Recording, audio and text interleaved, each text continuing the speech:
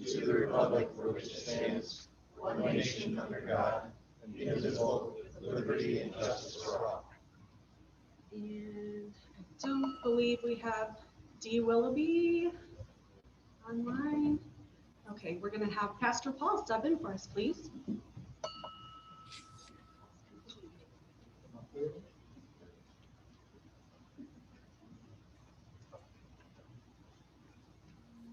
Let us pray.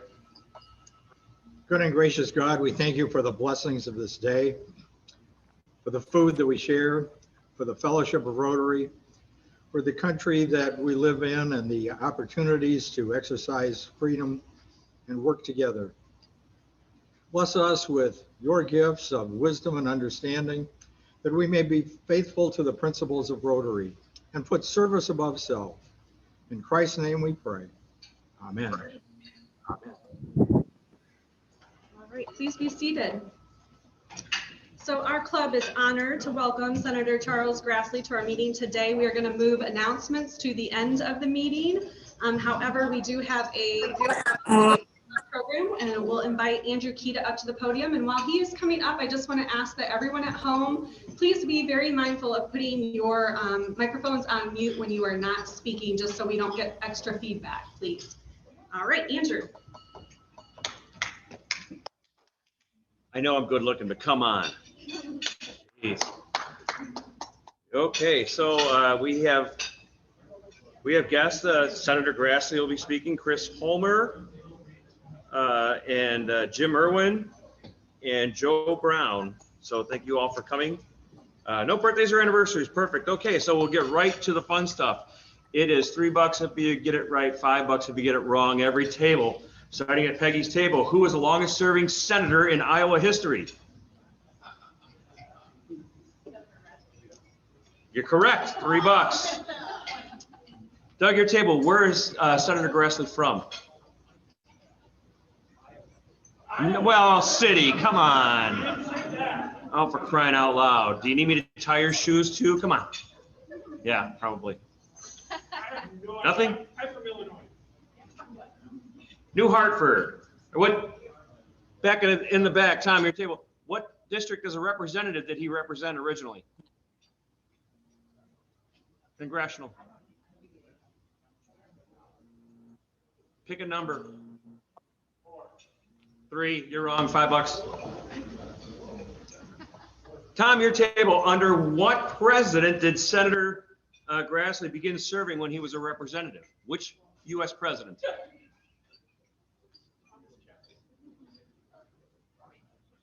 You better not be able to hear that. That was Doug Harridge, Senator Doug Harridge. Which president? Carter. That is correct. $3. Lucky. Christy, your table down here.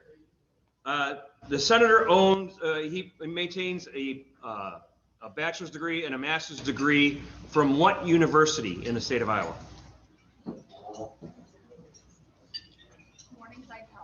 That would be a good guess, but that is not correct. It is actually the Iowa State Teachers College, which is now University of Northern Iowa. Back in the back there, Mr. Jasper, your table. He was last elected in 2016. What percentage of votes did he receive? Plus or minus 2%? Incorrect, 60. Pay $5. This table over here, his grandson, Pat Grassley, is a state elected official. What title position does Pat Grassley hold in the Iowa House? Majority Leader. He is the Speaker of the House, $5. This table over here, Senator sits on 6 committees in the Senate. Name 2 of the 6 committees. That's 1. 2, $3. Dennis, I'll ask you. He's a record 27-year vote streak. How many votes, consecutive votes, did the senator make? Plus or minus 500? I forget. Nope, I don't know. 8,927. Thank you for everything you do for us, Senator Grassley. Thank you very much. 3 minutes? Awesome.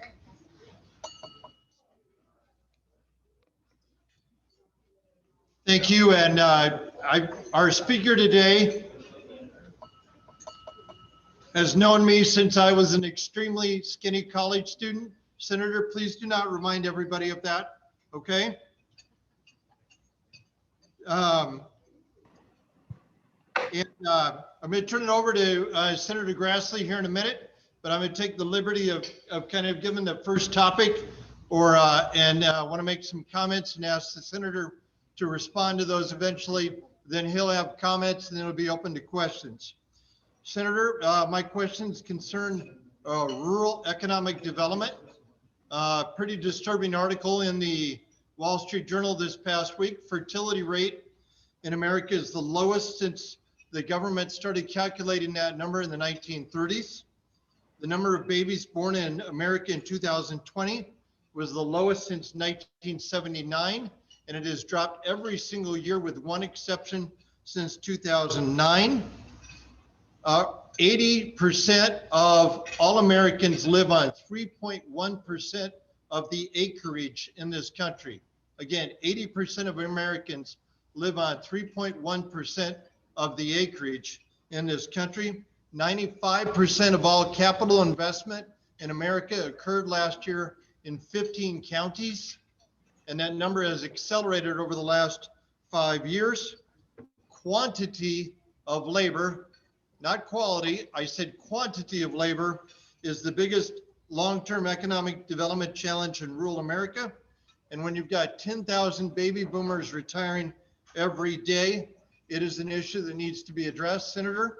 The previous administration had a Rural Development Policy Council, and there were 21 people on that policy council. They were all federal government employees, all of them based inside the Beltway. So I'll shut up with this. I encourage you to speak to the Secretary of Agriculture and encourage him to consider bringing back a Rural Economic Development Policy Council and having people that are not from the Beltway, that are not executive branch officials that are connected to lobbyists based in Washington, D.C., but get people in from outside of Washington, D.C. that can talk about economic development and what it's going to take to grow rural America. Again, Senator Grassley, thank you for joining us. The floor is yours. The last time you and I talked, Dennis, by phone, I think it was, you brought up economic development to me. And I suggested, because you wanted to be an advisor in that area to anybody that was interested in listening.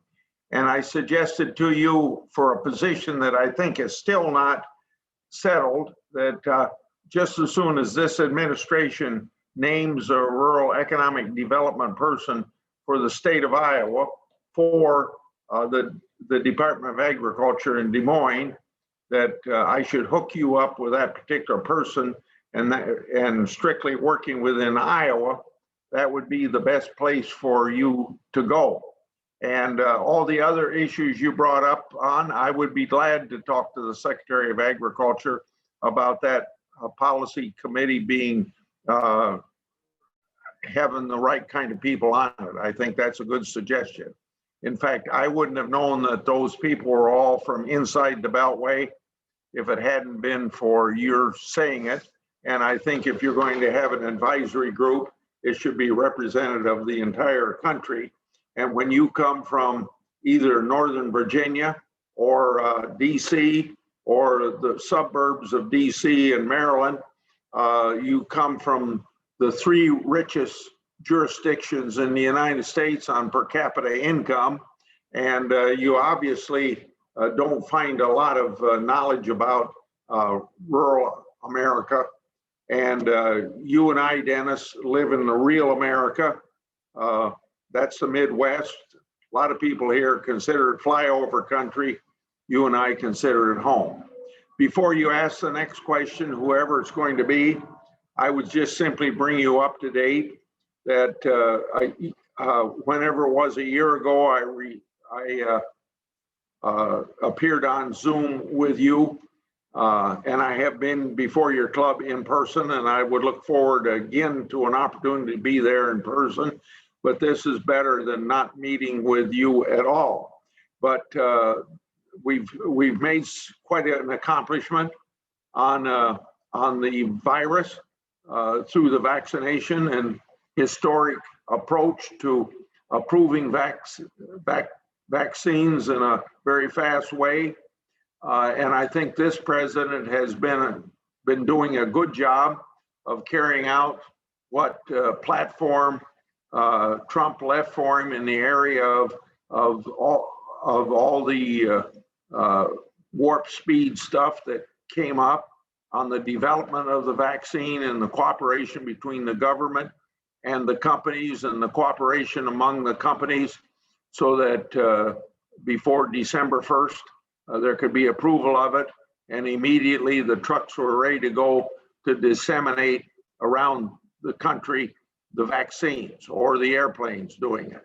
And and I think then 3 or 4, well, probably about 7 weeks later, President Biden was sworn in.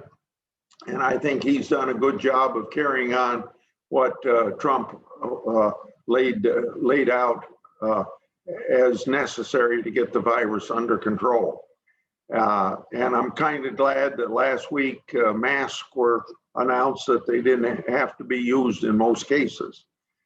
Just one progress being made, getting back to normal a little bit.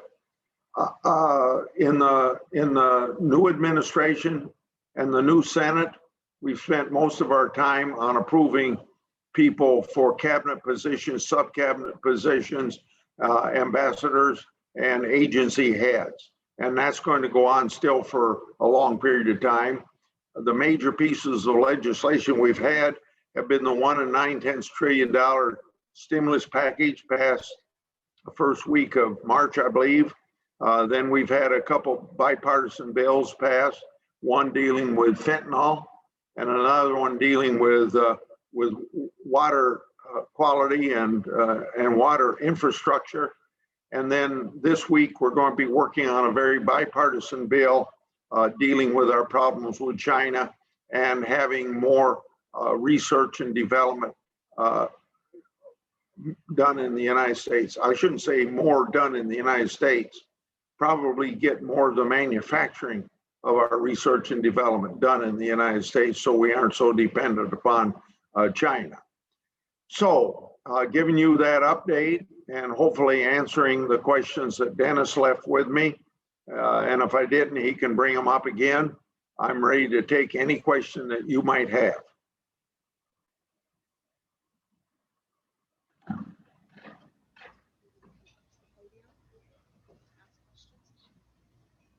So, Senator, we have guests in person and online, so we'll open it up to online questions, but then we'll invite anyone who has questions who's here in person today to come up to the podium so the senator can hear from his place.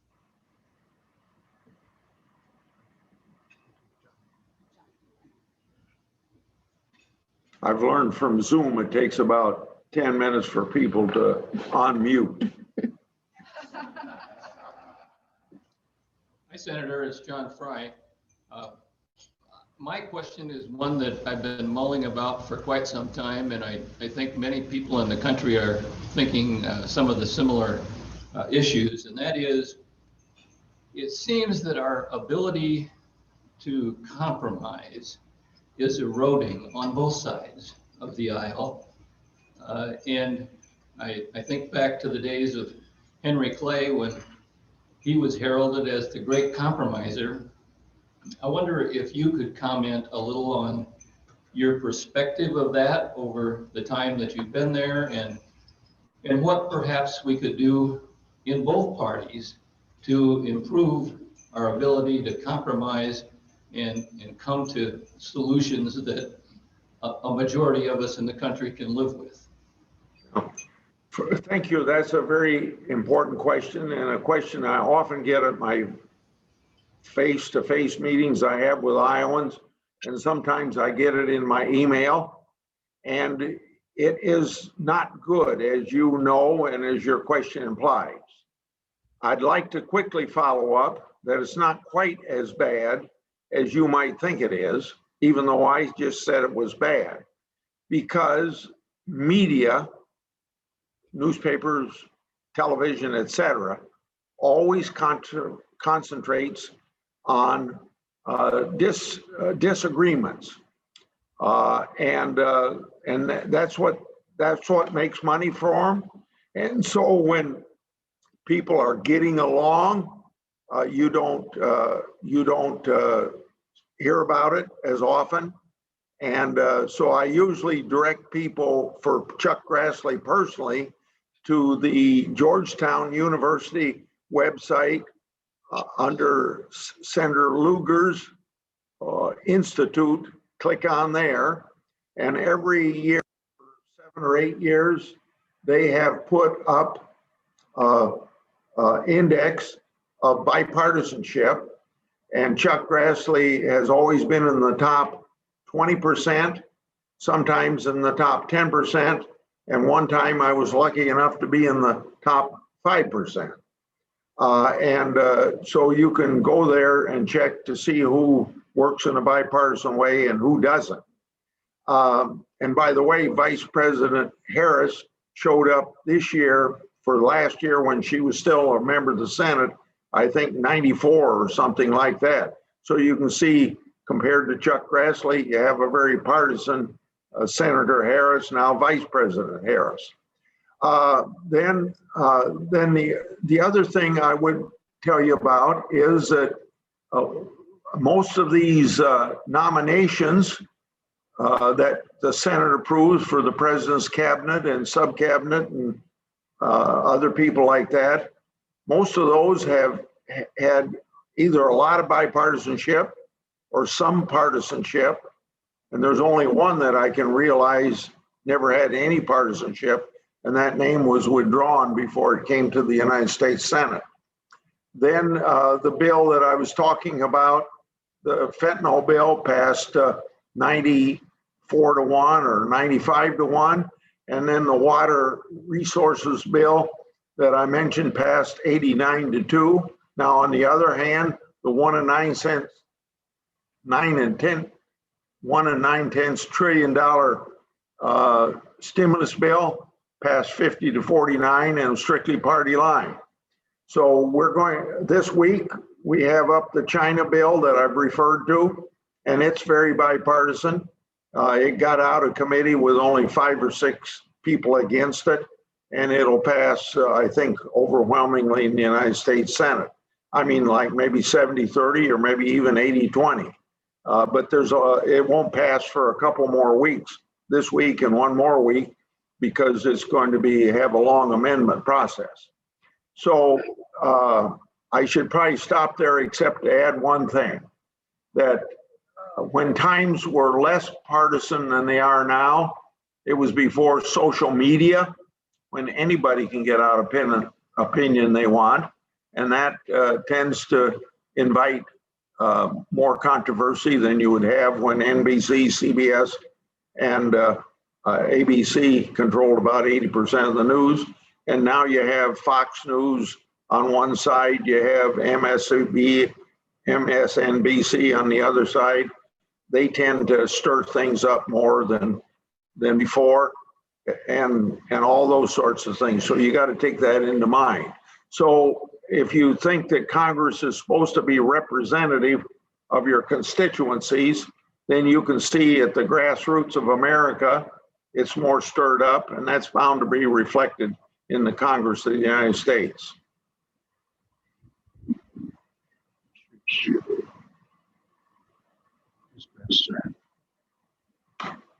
My name's Gary. And on April 23rd, the Biden administration proposed eliminating step-up and basis states, eliminating the state tax, most of all the ability to tax real estate. What is your position on this proposal, and what do you see the future proposal that would be just absolutely devastating to the real estate? I support keeping the stepped up basis. I support keeping the $11 million exemption for estates. And I think it would be very catastrophic for small businesses and farms to be passed on from one generation to another. And I suppose I should stop there. I'll just add one other point, that if it's done by what we call regular order in the United States Senate, which takes 60 votes, it'll never be done. And if it's done by what we call reconciliation, which has been used only 2 times in the last 5 years, maybe 6 years, it could only get done if the Democrats all vote for it. And I can't see all Democrats voting for that. And there isn't any Republican to vote for the issues that you brought up. Next question. Senator, this Tom Detterman, Clinton County Supervisor. And here in the infrastructure bill, we wonder what you think about that. Here, and only 10% of it is for roads and bridges. And it doesn't sound like an infrastructure bill to me. We're still out here in Clinton County waiting for 4-lane Highway 30. So wondering what your comments are on the infrastructure bill. Yeah, well, it's only about 6% for roads and bridges, and that is not controversial. And the other things that you include in infrastructure, like locks and dams and airports and municipal infrastructure and broadband, things like that, that would add up to about 1/4 or about 600 billion of the 2 4/10 billion. So about 25 of it would go into infrastructure if you would accept those other things as being infrastructure. And I think you probably do, although you're legitimately most interested in roads and bridges. Right now, I don't think there's any disagreement among Republicans and Democrats on what is infrastructure. And there's only a few $1 billion difference between what Republicans are proposing. And we came forward with our proposal because the White House asked us to do that. And there's been 2 meetings at the White House, maybe even 3 meetings at the White House since then. So there's only a few $1 billion difference between what Republicans would do and what the White House would do. There's probably no difference on substance. So there could be easily a bipartisan agreement on infrastructure if the president is willing to separate it from the other 1 and I suppose 7/10 trillion in that bill, because the rest of it is not traditional infrastructure. In fact, the word infrastructures is being manipulated, let's say, to spend $400 billion more on Medicaid. Now, maybe that additional $4 billion is a legitimate thing to talk about spending on Medicaid, but that should not be mixed in with infrastructure. So then the bottom line of it is, can we get an infrastructure bill passed? Is the president willing to separate infrastructure from everything that's not infrastructure in that bill? If he is, we will have a bipartisan bill probably before July the 4th. We have time for one question since the 30 minutes is already up. So one more, please. Okay. Thank you, Senator. I'm glad to have you. My name is David Rose, and we met a couple years ago talking about transportation in Iowa and Highway 30. When you talk about rural, Highway 30, Highway 34, Highway 61, we need an emphasis on that. And it looks to me like all of our money is going to the interstate, to 6-lane from end to end. And we could really use the help finishing up the last 40 miles, working with our DOT commissioner as well as the governor to put an emphasis on finishing up rural Iowa like we finished up Route 20 up in Sioux City, the last 40 miles there as well. Thank you. Well, that's an easy answer because for the last 10, 11 years, we've not had what you call earmarks. So all the money in the highway bill goes to the State Department of Transportation. And at that point, the State Department of Transportation in each state is going to make the decision on where the money is spent. Now, when we have an infrastructure bill up this year, there might be something in it that would direct more money towards interstates and 2-lane highways, et cetera, or making 2-lane highways 4-lane highways. But I would tend to leave more of that discretion to the state, individual states, because all 50 states are different and have different needs. And I would rather leave that to those decision makers rather than us saying you got to spend 10% of it here or 90% over here. Senator, thank you for your time today. Now, what we do here is every week, we have the speakers sign a book that's donated to the children's section of the public library in your honor. And I know that all things being equal, you'd rather have chocolate cream pie from Bishop's, but this book is about jelly donuts. And so this book will be noted in your name and left in the children's section of the Clinton Public Library in your honor. Thanking you for your time today. I will follow up with Jennifer on the things that you and I talked about at the beginning. And thank you, Senator, for your service to Iowa and to America. Thank you. Thank you very much. Glad to be with you.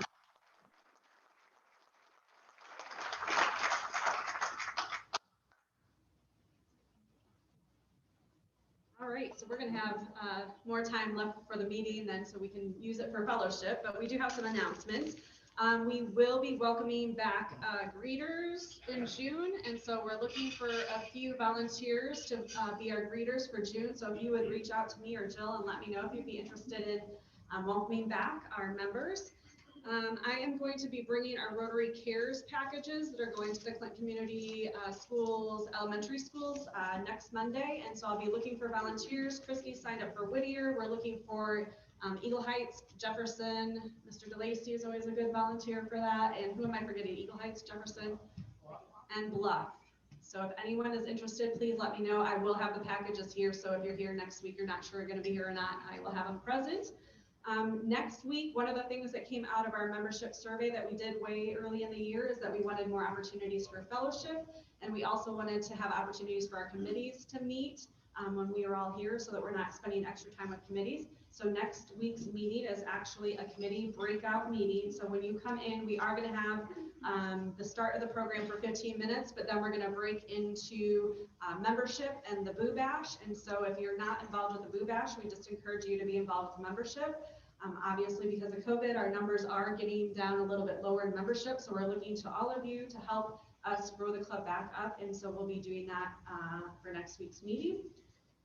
And also we're having new membership options that we did vote on, I think back in March, that will be into effect coming Christie's term in July. And so we'll have some creative membership opportunities for you guys to share with the community, and hopefully we can get some new members. Let me see. Ron, do you want to make an announcement about the geocaching challenge, or maybe I can just invite the members to check the newsletter. Ron's got a great program coming up in June on geocaching, and we have a couple locations in the newsletter, and then Ron was going to donate based on people attending that meeting in person. So that is a fun little challenge if you'll look at your newsletter this week. And am I forgetting anything? And every week, we'll look at the newsletter every week for Jill. And sadly, if you were not at last week's meeting, Jill is going to be moving to Las Vegas at the end of the month. And so we are sadly losing our secretary. And so we are very sad about that. We will be saying our farewells at next week's meeting, but we are looking for a secretary. So if you guys have any suggestions for who would like to serve as club secretary, please send them my way.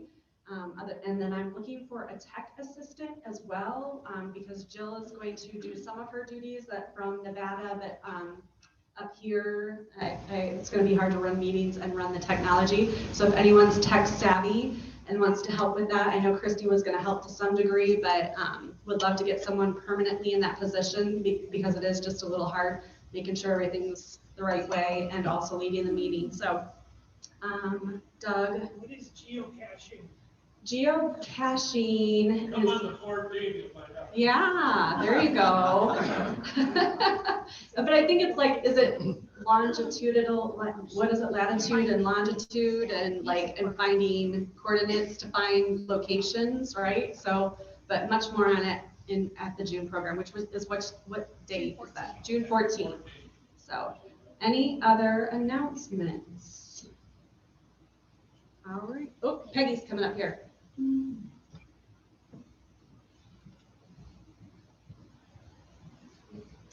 So Braden and I are on the scholarship committee, and we are in need of someone to present the Rotary scholarship at the Clinton High Awards, which will be next Wednesday, May 26th at 6 p.m. So if anyone's interested, let me know. That it just takes, you know, a few minutes to present. We have a speech that we can give you that you can modify or whatever. So if anyone's interested, that'd be awesome. Thank you.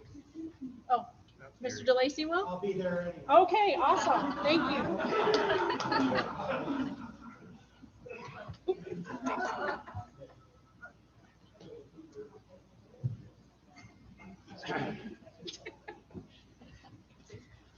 A couple of weeks ago, I brought up the issue of a showboat outing or the Rotary outing to the showboat.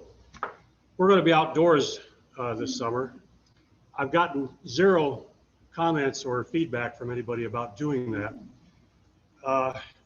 So I'm going to leave it up to the board. When is your next board meeting? Today. It was today. When's the next? I said, when's the next one? Oh, the next one, June, the third day of June. Yeah. All right, well, maybe next week, since we're having breakout sessions. Yeah. It's in Maybe. our goals. Hmm? It's in our goals Okay. for this coming calendar year to go back to doing that. Okay, well, we've got 2 choices as it stands now. One would be to go to one of the shows that will be on the back deck of the showboat.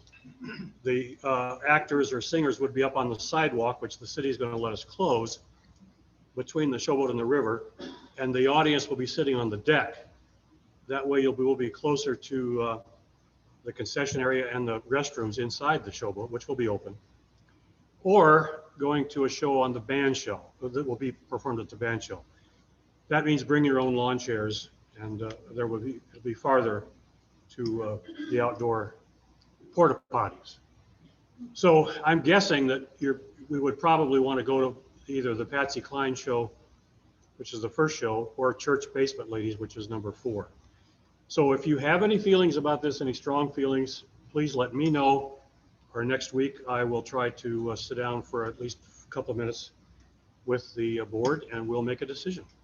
Thank you. I still have a survey ready to roll out for Wednesday, so if you want that, I can still put that out. So Okay, all right.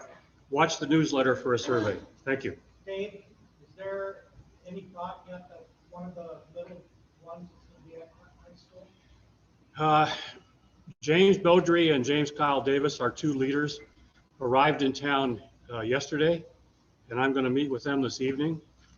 I don't think the union has okayed that, Gary. It all depends on the HVAC. About whether that influenced the Oh. Rotary decision if you have an indoor venue. Absolutely. If I knew we were going to be at Vernon Cook Theater, that's where we'd go. Absolutely. But as I've mentioned to you before, the union rules for the Actors Equity Union are very strict. The HVAC air filtration systems, because of COVID, are still in place, as far as I know. That's why we're outside. So we are having the kids camp at Vernon Cook, which, I saw that. yep, that's Just all. saying that we're willing to work with the showboat if they decide to go inside. Thank you. We very much appreciate that. And if we can do it, we certainly will. But as of now, I don't think the union has okayed that. We had to submit all of our plans for housing and everything else to the union. And so we'll have to wait and see, but thank you. Just for what it's worth, David, the day that you mentioned at a Rotary, that night, my wife and I took our dogs for a walk down the riverfront. And it was a little bit windy, I was thinking about what you had said, walking behind the riverboat, between the riverboat, that path, it was a little bit gusty, whereas down in front of the band shell, because we went down there to look, and it sits down lower and the wind wasn't an issue. But that, I just give you that feedback because it was fresh in my mind that day. I thought, yeah, this might be a little too windy to be out. But the flip side of that, awesome view. What a great setting to sit there with the river behind you. But anyway. All right, well, please take it over. Are there any other announcements? I think both those options sound fabulous. It'll be great to get out, and our riverfront is beautiful, and we were taking walks as well. So either option, thumbs up for me. Any other announcements? It's great to see everyone back and have such a big group. Hopefully we'll continue. I will be asking Rastrelli's to have 4 to a table now. Hopefully everybody feels comfortable with that today. We actually talked with the board to have the 4 to a table. And as far as the mask guidance that's coming out, we're just leaving it up to members to use masks at their discretion. We feel like a lot of people have been vaccinated, so we're just going to kind of leave things at the club's discretion with no board guidance there. But we still think the 4 to a table will be a good idea. And as we get more and more people back, maybe we'll add a 5th and a 6th chair. It'll be exciting.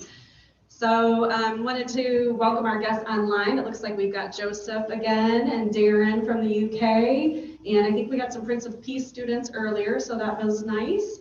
We want to thank our greeter, Doug Harridge, and our student host, Peggy. Invocation, Paul, thank you always. Fellowship, Andrew, and our program, Dennis. And it was an honor to have Senator Grassley, and hopefully we can get him in person maybe next year, as he suggested. And so we will just leave this extra time for fellowship and for everyone to say hello. I think a lot of us are seeing people for the first time maybe in a year today, so that's great. So with that, we will close out our meeting officially with this year's theme, Rotary Opens Opportunities.